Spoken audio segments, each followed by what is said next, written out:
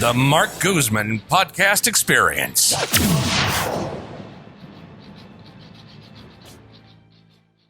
Welcome to another episode. Today I am going to dive into AB3088, which has to be one of the most confusing laws currently in place in California for most landlords. So this is a common question I get a lot.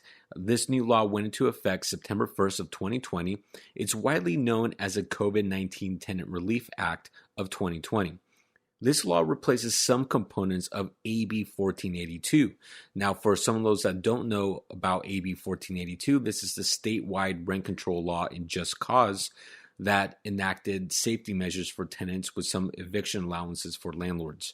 So AB3088 essentially replaces some components of that statewide rent control law.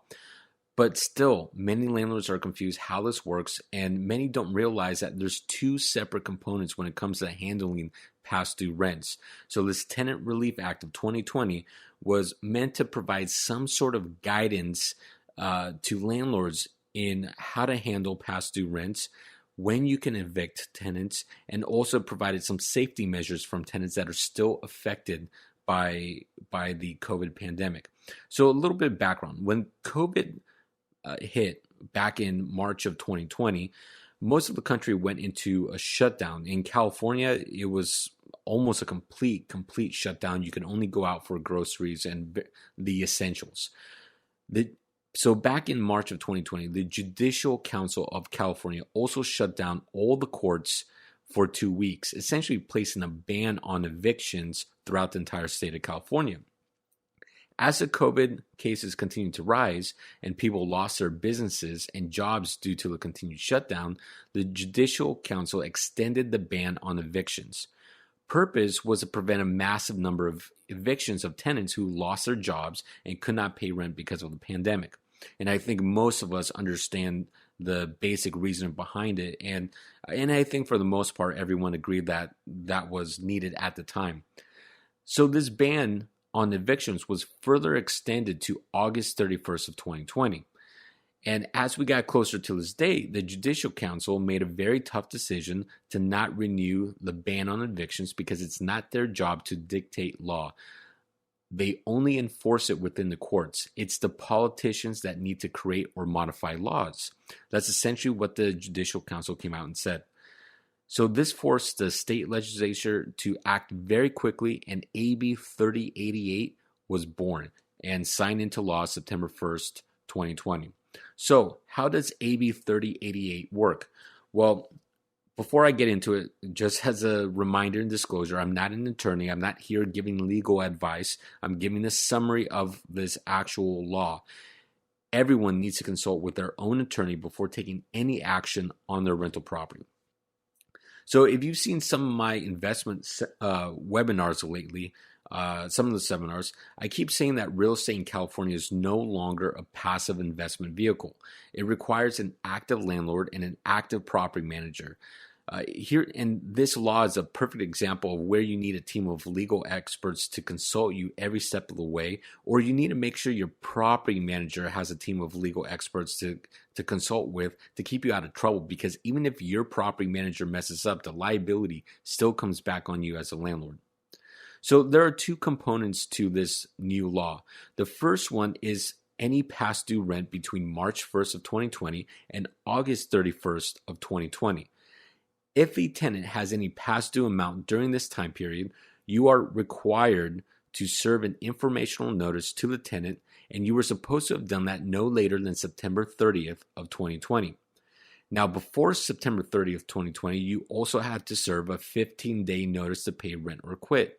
You can no longer post a 3-day notice to pay rent or quit. So for those landlords and managers that posted a 3-day notice, you're already in violation of the new law. You're also required to give the tenant a declaration form that they can complete and return to you, along with some of the other AB 3088 disclosures. Again, if you did not comply with that, then you're out of compliance and you need to talk to your attorney.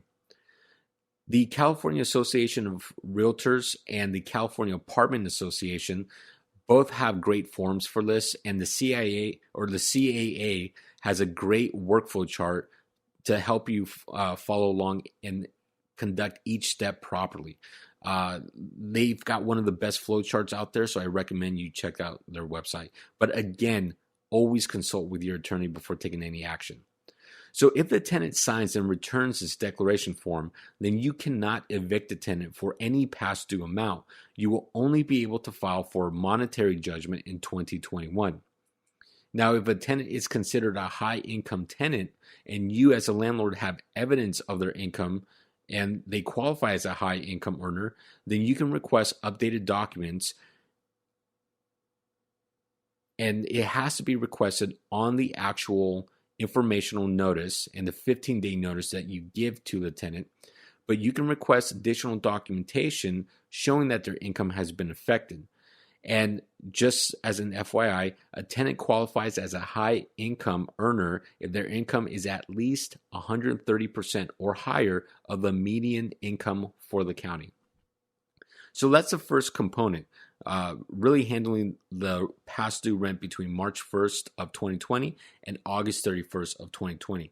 The second component is for any rent that becomes past due after September 1st of 2020. So if any tenant becomes past due with any rent after September 1st, you must serve the informational notice along with a 15-day notice to pay rent or quit. Again, as another reminder, the 3-day notice is no longer valid. You must also include the declaration form and disclosures. This is very important. If you do not have this, it needs to be included with all the forms. Another reason why it's just best and easiest and cheaper in the long run to have an attorney draft a form for you, or go to the California Apartment Association, or if you're a member of the Realtor Association, go to the California Association of Realtors and sign up for zip forms.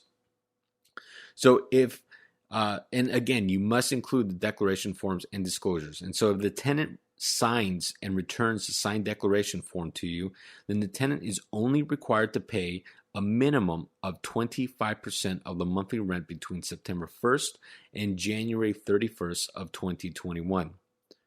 If by February 1st the tenant has not made at least 25% of the total rent payments, then the landlord will be able to move on to an eviction after February 1st. Now, keep in mind, there will be a lot of people filing for evictions, and this is also under the assumption that this does not get extended or remodified. If 25% or more of the rent has been paid, then the landlord will only be able to sue for monetary judgment in small claims court, along with any past due amounts between March 1st of 2020 and August 31st of 2020.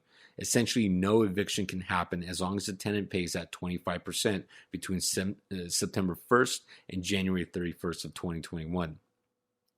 Now, there's verbiage in AB3088 that allows for landlords to begin evicting as soon as October 5th, 2020, if a tenant does not return the signed declaration. However, it's not that easy because based on my conversations with many attorneys, the chances of succeeding on this type of eviction are very slim because a tenant can argue that they had a good reason for not sending back the signed declaration form.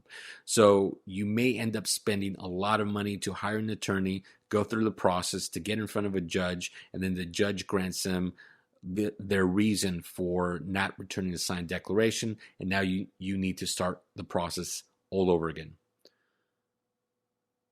So it becomes a gamble if you're a landlord and really wanted to enforce this after October 5th, 2020. A few other ingredients that add a mix to this AB 3088 is also the fact that it allows for local jurisdictions to enact stricter controls than AB 3088. An example of this is Contra, Costa County. My office is located in Pinole, California, which is in the middle of Contra Costa County. According to AB 3088, you can begin evictions on October 5th of 2020, but Contra Costa County placed a ban on all evictions until January 31st of 2021. So even if your property, even if the tenant does not get it back to you, you may have it in writing that the tenant refuses to send back a signed declaration form, and you may have all the rights under AB 3088 to evict the tenant. You cannot do it if the property sits in Contra Costa County. You will have to wait until February 1st. Another example is if a local jurisdiction has rules on repayment periods already in place prior to March 1st of 2021, then those repayment periods are allowed and will prevent the landlord from evicting after February 1st of 2021. So there are some cities that during the COVID pandemic, sometime around April, May, had placed various or they modified their ordinances to allow repayments for anyone that was suffering hardship due to COVID.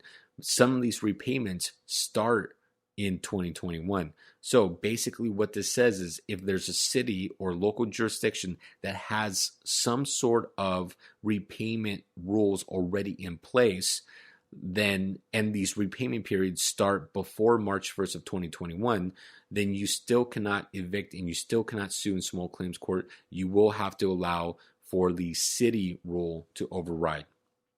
So what are some common mistakes that I see by landlords and even property managers constantly done in regards to AB 3088? Well, one of the most common mistakes I see are notices not done in 12 type font. Many people don't realize that you need to do things in 12 type font. Times New Roman tends to be the standard for legal notices, so I highly recommend, again, you need to have attorneys draft these notices, and if you're not, go to an association that has already paid attorneys to draft these general notices. But there are landlords and property managers that will try to do notices on their own to save money, and the problem is if you don't have the right font size, it's already invalidated. I also notice landlords and property managers posting 3-day notices versus a 15-day notice. Remember, a 3-day notice is invalid nowadays. You must post a 15-day notice. Another mistake is not properly counting the 15 days. So when you post a 15-day notice, I notice many people try to be aggressive and they count out 15 calendar days. However, calendar days no longer count. You can only count actual business days that the courts are open. So you cannot include weekends, you cannot include holidays, and you cannot include court closures. Another mistake is that notices do not include all disclosure verbiages and do not provide the tenant with the informational notice. That's a big no-no, invalidates your 15-day notice to pay rent or quit. Another mistake is not tracking when the notice is served to the tenant with a proper proof of service. And this doesn't just necessarily apply to AB 3088, but this applies to so many notices. As a property manager or landlord, you need to be completing a proof of service on every notice that you send and serve to a tenant, period. It just makes, if you ever get caught up in some type of eviction or court dispute or mediation, having all that documentation dialed in greatly helps. Another mistake is if the original lease was done in a different language. So it's sometimes common to see some landlords accommodate certain tenants and doing the language in Chinese or maybe Spanish or some other language. Well, AB 3088 says if the original lease was done in a different language, such as Spanish, then all notices must be done in that same language. So hopefully you did not do this. It's never really recommended to do a lease in a different language other than English, because now you're going to have to translate basically AB 3088 and all the requirements for the informational notice, state disclosures, and translate it into another language. And how does that play into having an attorney type up the letter? Basically, it's going to cost you a lot of money.